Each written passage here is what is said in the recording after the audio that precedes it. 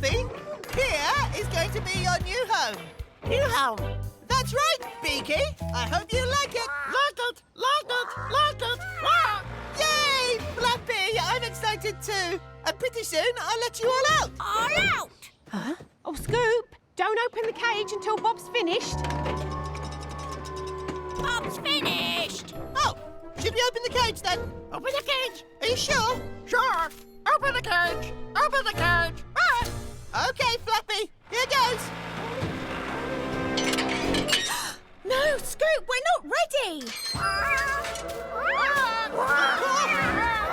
But Fluffy said Bob was done. And Fluffy said to open the cage. No, they just copied our words. Really? But... Copy our words. Whoa, guys, get back inside the cage. You'll get me into more trouble if you don't do what I say. Trouble! Oh, no! No! The anchor is not finished! You can't just fly free! Really lower that paddle in place! Quick! Fly free! Right, back in the cage. Please. Uh-oh.